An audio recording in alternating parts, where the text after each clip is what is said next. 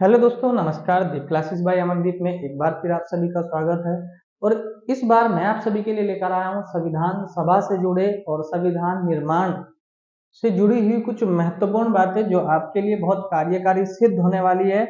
और एग्जाम के व्यू से अगर आप देखेंगे तो ये 5 से 7 क्वेश्चन आप सभी के सामने हैं जो आपके लिए बहुत इंपॉर्टेंट साबित हो सकते हैं।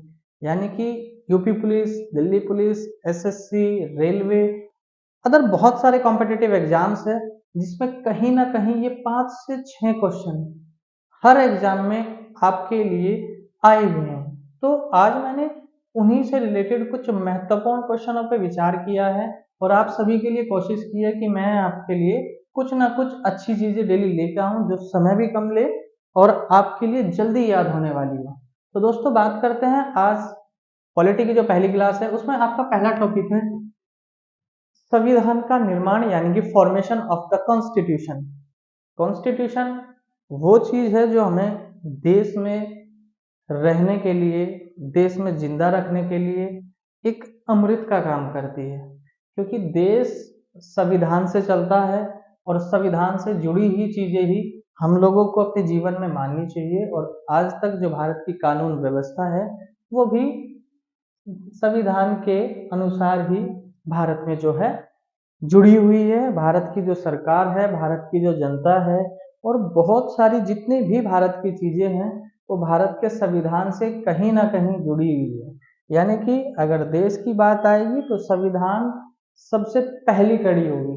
तो ये संविधान आया कहाँ से, इस संविधान में कितने सदस्य थे, इस संविधान सभा को बनाया किसने, आखिरकार जब ये बनाई गई तो बनने से पहले इसकी मांग हुई होगी, वो मांग किसने कब कब की, आधिकारिक मांग कब हुई। तो ऐसे बहुत सारे प्रश्न हैं जो आपके लिए आज यहाँ होने वाले हैं। तो ध्यान रखिए, ध्यान से सुनिएगा। और मेरी आपसे एक अपील है कि जैसे जैसे मैं आपके लिए डेली वीडियोस लेके आऊंगा तो आप सभी एक कॉपी बनाइएगा और उस कॉपी में जितने भी क्वेश्चन मैं आपको यहाँ लिखवाऊंगा तो साथ के साथ नोट करते चलिएगा, तो वो आगे चलकर आपके लिए बहुत इंपॉर्टेंट साबित होंगे। तो बात करते हैं संविधान के निर्माण की यानी कि फॉर्मेशन ऑफ द कॉन्स्टिट्यूशन की। तो जब संविधान बनना शुरू हुआ तो संविधान बनने से पहले इसकी मांग हुई, यानी कि डिमांड ऑफ द कॉन्स्टिट्यूशन। तो ये मांग कब हुई और किस किस ने ये मांगे रखी थी। आप देख रहे होंगे कि ये वो सभी साल है जब हम अंग्रेजों के गुलाम थे। तो यानी कि संविधान बनाने में भारतीयों की जो एक विचारधारा थी, भारतीयों की जो एक व्यवस्था थी, वो कहीं ना कहीं ब्रिटिश शासन पर निर्भर थी। तो आइए ब्रिटिश शासन के बारे में पढ़ते हैं और संविधान की मांग भारतीयों ने अंग्रेजों के सामने कब रखी। तो पहली मांग अगर मैं बात करूं, संविधान सभा का विचार पहली बार 1924 में आया। आया तो इससे पहले भी है 1905 1906 में, लेकिन जो ऑप्शन में कहीं ना कहीं पेपरों में आया है तो ये क्वेश्चन लगभग 4 से 5 बार आया कि स्वराज पार्टी द्वारा संविधान सभा का विचार पहली बार किस सन में रखा गया। तो 1924 में संविधान सभा का विचार पहली बार स्वराज पार्टी द्वारा, ध्यान रखना स्वराज पार्टी की जो फॉर्मेशन है वो 1923 में बनी थी। तो 1924 में संविधान सभा का विचार पहली बार हमारे सामने रखा गया। फिर 1924 के बाद भी ऐसी बहुत सारी गतिविधियां हुई जिसमें भारत के लोगों ने अलग अलग समय पर अलग अलग मांगे रखी। अगर बात करूं मैं 1934 से पहले की, तो 1928-29 के आसपास अगर बात करें लाहौर अधिवेशन की, तो लाहौर अधिवेशन में पूर्ण स्वराज की मांग होती है। लेकिन बात करेंगे 1934 की, संविधान सभा के गठन का विचार सबसे पहली बार एम एन रॉय द्वारा रखा गया 1934 में। फिर अगर एक साल बाद बात करें तो पहली बार यानी कि सर्वप्रथम भारत के संविधान निर्माण हेतु आधिकारिक यानी कि ऑफिशियल डिमांड। दोस्तों, ये क्वेश्चन आपके पेपर में कहीं ना कहीं आपको देखने को मिलेगा कि ऑफिशियल डिमांड जो है कॉन्स्टिट्यूएंट असेंबली की, जो इसका एस्टेब्लिशमेंट हुआ था, यानी कि पहली बार भारत के संविधान के निर्माण हेतु आधिकारिक रूप में संविधान सभा के गठन की मांग कब की गई, तो 1935 में। और दोस्तों देखिए, ये वही साल है जब भारत शासन अधिनियम गवर्नमेंट ऑफ इंडिया एक्ट जो है अस्तित्व में था। और लगभग लगभग अगर आज के संविधान की बात करें तो 200 से प्लस आर्टिकल 1935 के अधिनियम से भारत के संविधान में रखे गए हैं। तो पहली बार अगर आधिकारिक रूप से संविधान के निर्माण की बात हो तो 1935 उसका सही क्रम होगा। तो बात करते हैं 1935 के बाद नया साल आता है 1940।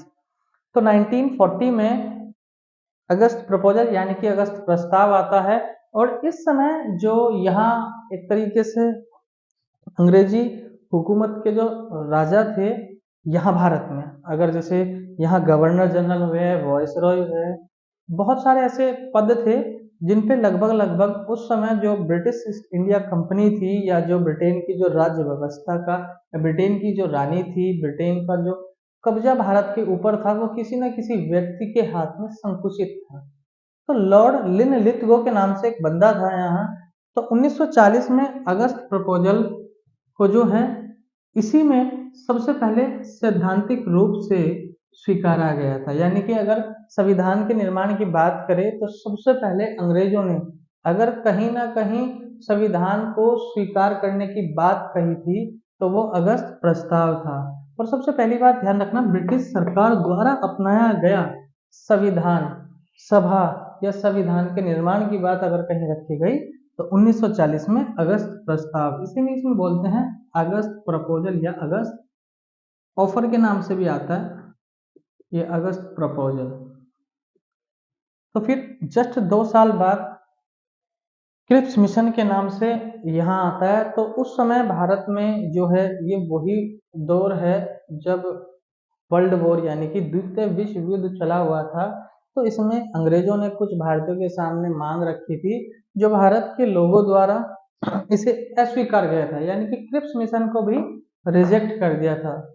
और ये मिशन जब भारत आया तो इस समय गांधी ने, ये वही साल है करो या मरो का नारा दिया था 1942 में भारत छोड़ो आंदोलन के संदर्भ में।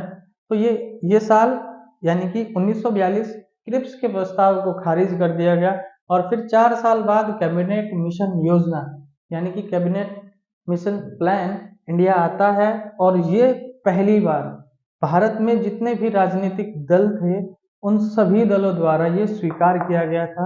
यानी कि अगर कहीं ना कहीं संविधान के निर्माण की प्रक्रिया की बात करें तो 1940 के कैबिनेट मिशन योजना के बाद ही भारत में संविधान सभा की जो एक सही तरीके से जो प्रक्रिया थी वो 1940 के बाद ही हुई। और फिर आप देख रहे होंगे ये वही साल है 1940 कि जिसके 1 साल बाद ही भारत में जो है 15 अगस्त 1947 को भारत आजाद हो जाता है।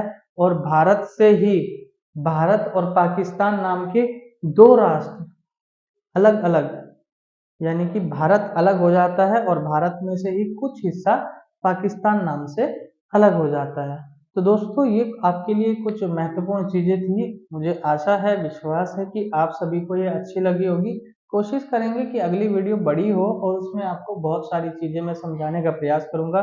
तो तब तक के लिए अपना प्यार बनाए रखिए, लाइक करिए, सब्सक्राइब करिए, और हो सके तो आप मुझे कमेंट बॉक्स में अपने कमेंट भी लिखकर भेज सकते हैं, ताकि जो भी आपके टॉपिक है मैं समय से और कोशिश करूंगा कि जल्दी से जल्दी आप सभी के बीच लेकर आऊं। तो दोस्तों जय हिंद, जय भारत।